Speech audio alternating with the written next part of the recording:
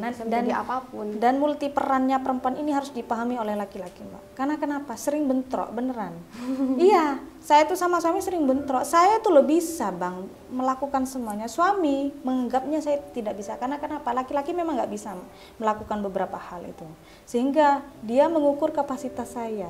Mengukur kapasitasnya dengan saya. Ini nanti nggak akan selesai, gitu, selesai.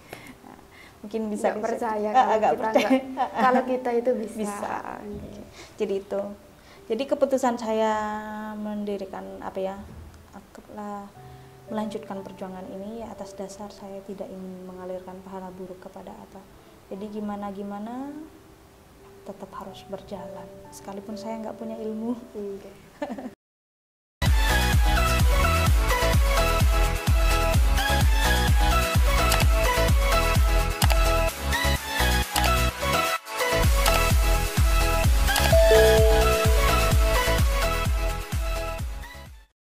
Assalamualaikum warahmatullahi wabarakatuh. Selamat datang di El Syarif Channel. Perkenalkan, nama saya Roizatul Humaizah. Saya salah satu santri di Pondok Pesantren Asyarifi. Nah, ini adalah program terbaru dari El Syarif Channel. Nama programnya yaitu Bincang Bintang. Nah, jadi dalam episode kali ini ya, saya mau bincang-bincang dengan seorang bintang. Bintangnya ada di sebelah saya. Nah, bintang kan, kalau disebut bintang kan nggak selalu artis kan, Mbak. Seorang seperti beliau juga termasuk juga seorang bintang. Nah, intinya di Bincang Bintang ini kami mendatangkan atau berkunjung ke narasumber yang insya Allah sangat inspiratif, bersinar bagai bintang prestasinya. Nah, sekarang saya lagi berkunjung ke Pondok Pesantren Kiai Said Nawawi. Nah, di samping saya sudah ada pengasuh dari Pondok Pesantren ini, yaitu Ustazah Lulu Mukarromah. Bisa dipanggil Mbak, Eneng, atau Ustazah mungkin? Mbak saja biar lebih akrab. Oke, terima kasih. Nah, sebenarnya beliau ini juga selain seorang ustazah, beliau ini juga seorang neng di sini, atau disebut kalau di pondok pesantren itu kan Bu Nyai. Ya. Jadi neng, tapi kita sebut Mbak aja kan nggak apa-apa begitu. Namun sebelum lanjut, jangan lupa ya di subscribe, di like, komen, jangan lupa pokoknya semuanya supaya channel ini semakin berkembang ke selanjutnya.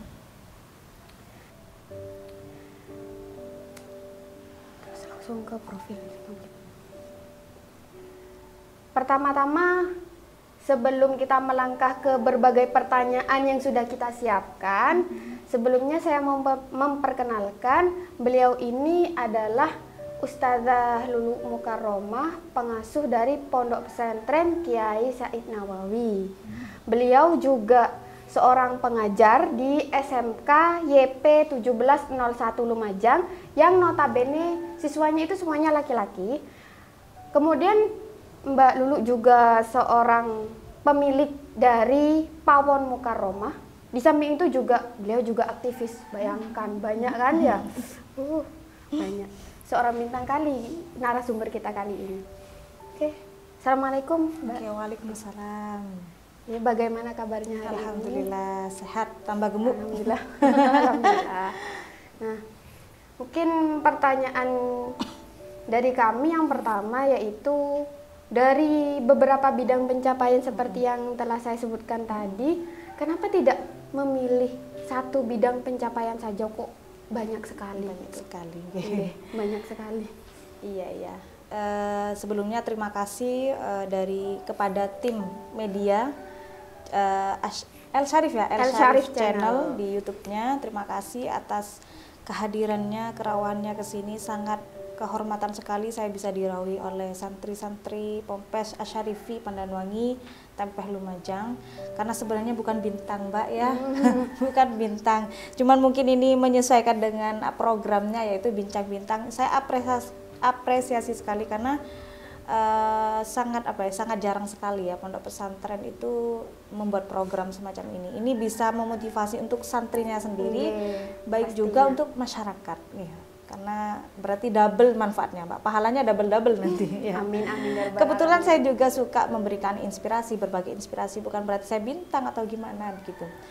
Cuman ya intinya saya sangat merasa terhormat sekali bisa dirawi, dan salam nanti kepada Gus dan Ning serta Bu Nyai Ponpes Asyarifi. Pertanyaannya tadi, kenapa sih Mbak Lulu ini tidak membidangi satu bidang saja, tidak fokus pada satu bidang dalam hal pencapaian ataupun proses dan lain sebagainya. Yang pertama itu karena memang dari faktor bakat, Mbak. Gitu. Bakatnya udah memang seni. Nah, sedangkan seni itu cabangnya banyak sekali. Ada kreativitas, mengonsep sesuatu itu juga memerlukan kecerdasan dalam bidang seni. Artinya menyesuaikan, memadupadankan. Ini cocok enggak? Itu seni, yang main seni. Kayak Asyarifi membranding dengan hal-hal yang semacam itu kan sebenarnya banyak seninya. Videografer dan lain sebagainya. Kebetulan saya multi hobi memang. Kecerdasan bakatnya itu ada di seni. Nah, akhirnya arahnya itu turunannya bisa ke masak, jualan yang pawon mukarramah itu. Kemudian saya juga suka ngedit video meskipun nggak mendalami karena banyak kegiatan juga gitu. Jadi harus membagi waktu. Kemudian juga suka berkreasi, kerajinan tangan dan lain sebagainya. Itu dalam segi internalnya. Kalau dalam segi hal lain, karena saya itu memang konsentrasinya itu lebih kepada dunia pendidikan. Dan saya kebetulan juga bukan pengasuh saya, Mbak. Pengasuh saya masih umi ya. Saya itu masih pelayan di sini, pelayan santri. Kalau bahasanya Nyai saya itu, sampean itu pelayan santri, bukan Neng, bukan siapa. Pengasuh itu pelayan santri. Dia tuh melayani santri memang gitu. Jadi saya kalau di bio TikTok ataupun pelayan santri gitu. Jadi bukan pengasuh, bukan Neng, bukan Allah. Itu kan hanya sebutan dari budaya pesantren itu sendiri kan. Cuman kalau saya pribadi, saya ini pelayan gitu. Mengantarkan santri-santri itu gimana menjadi yang lebih baik, lebih bermanfaat lagi itu. Nah, karena saya berada di dunia pendidikan, penting bagi saya untuk mengetahui beberapa hal. Apalagi kaitannya dengan pengembangan santri atau peserta didik. Sebenarnya kemampuan memahami beberapa bidang itu tidak hanya di pesantren saja. Saya kan juga ngajar, pastinya di pendidikan. Saya juga perlu bisa memahami beberapa bidang itu. Apa saja beberapa bidang itu ya, bakat, kemudian pengembangan siswa, santri. Tidak hanya berhenti di situ. Saya juga belajar psikologi untuk bisa betul-betul mendalami kita ketika saya itu mendidik. Contoh lagi, kenapa kok nggak fokus di konsentrasi di pendidikan saja? Kenapa kok sih nyambi usaha bisnis pawon mukarramah dan lain sebagainya? Iya, karena saya pengen lembaga pendidikan yang saya asuh, yang saya kembangkan itu harus punya badan usaha. Karena kebetulan di sini kan memang pondok pesantren berbasis sosial, Mbak. Teman-teman yang di sini ini rata-rata du'afa. Jadi kita gratiskan semuanya. Nah, karena gratis maka kita butuh untuk sejahtera. Nah, untuk sejahtera memang ada yang bantu, cuman kan kita nggak bisa mengharapkan bantuan terus, Mbak. Itu kan bagi saya sesuatu yang tidak enak gitu loh, berharap lah gitu, mencari jalan keluar sendiri lah gitu. Makanya saya berusaha untuk menyambi, harus mempelajari masalah bisnis nggak selesai di situ. Cara marketingnya bagaimana itu saya pelajari, dan itu memakan waktu yang sangat lama. Nah, kalau orang melihat saya, ini Lulu ini gak jelas banget sih. Emang mau kemana? Arahnya tuh kemana? Kadang posting masalah pendidikan, kadang posting masalah bisnis. Ya gimana? HP-nya masih satu. Namanya sih merangkak gitu loh, Pak. Masih merintis. Jadi itu yang mendasari saya itu.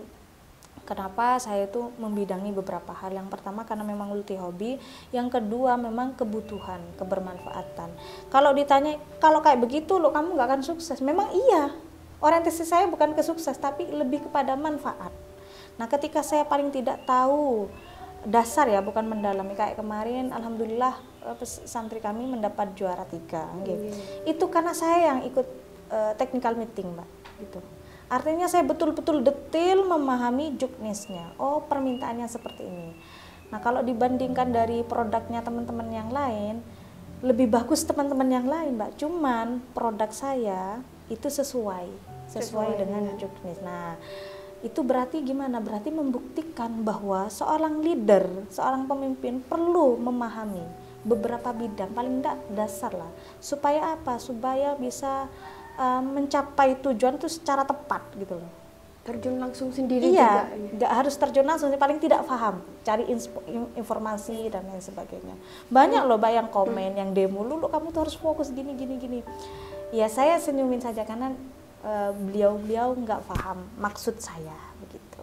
Intinya sekali lagi ini bukan orientasi sukses ya. Kalau sukses itu harus fokus. Kayak seseorang yang fokus menekuni bidang pendidikan, brandingnya dan lain sebagainya, dia pasti akan sukses.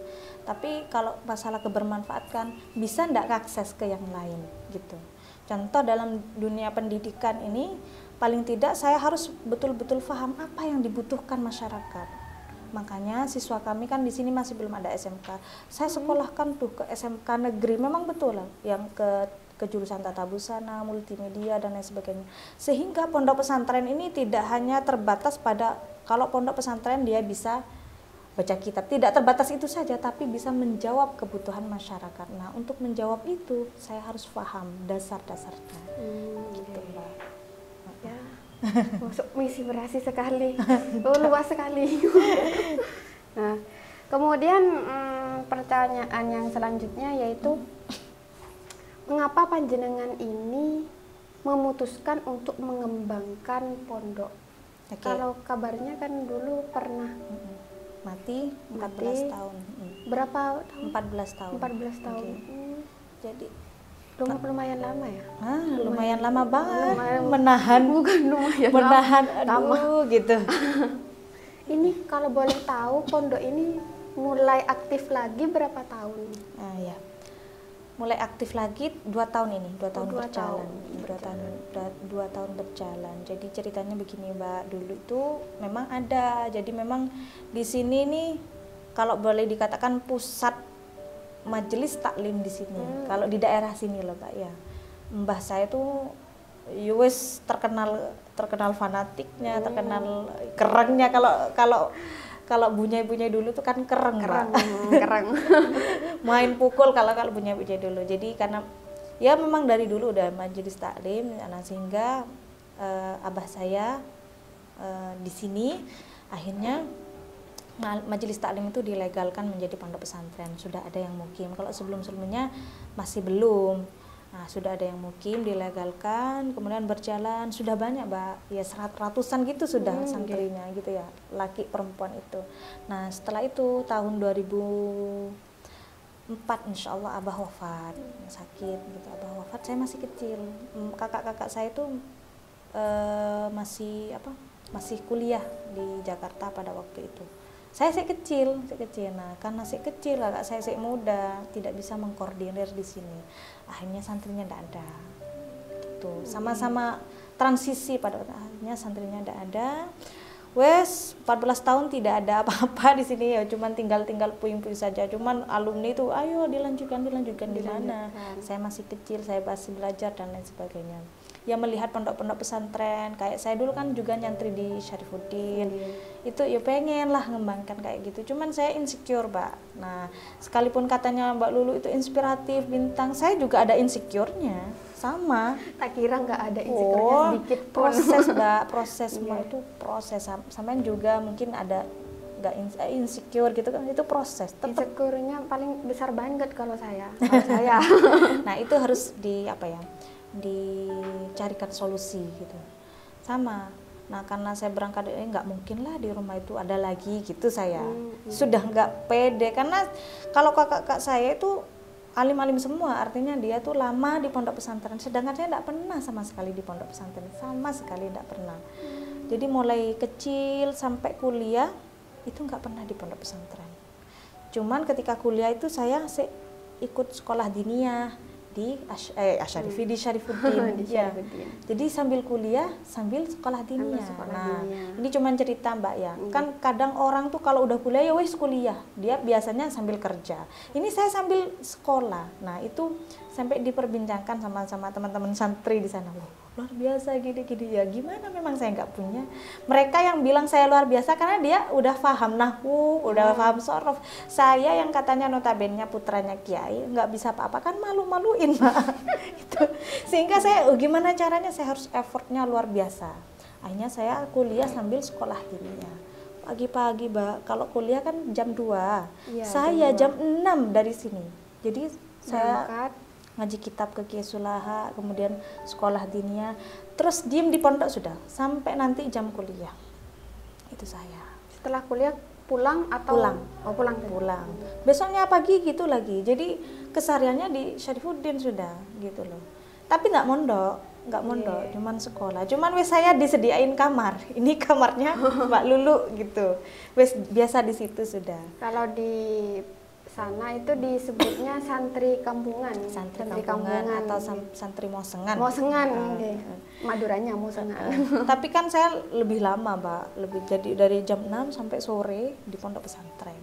Jadi sudah Syarifuddin gitu loh. Akhirnya setelah kuliah, saya kuliah dan menikah sama kakak saya dulu. Ayo lanjutkan. Saya udah insecure. Meskipun saya udah pernah mondok di Syarifuddin setelah kuliah kan saya mondok, Mbak. Okay. Di Syarifuddin 1 bulan. 1 bulan. Karena saya ingin meluluskan diniyah, pengen meluluskan diniyahnya, enggak lulus sebelumnya, Mbak, karena terlalu banyak aktivitas di luar. Tapi saya getun, Mbak, getol banget ingin meluluskan. Pokoknya saya harus lulus. Ya wes lulus, alhamdulillah lulus. Habis itu saya mondok lagi di Bangil. Ya lagi-lagi karena saya nggak punya ilmu, merasa insecure. Saya sudah punya punya pandangan pasti saya nanti akan suruh melanjutkan ini. Jadi saya tetap siap-siap. Tapi meskipun saya siap-siap, tetap saya insecure, Mbak. Enggak. Hal yang semacam ini nggak bisa disetting, paham?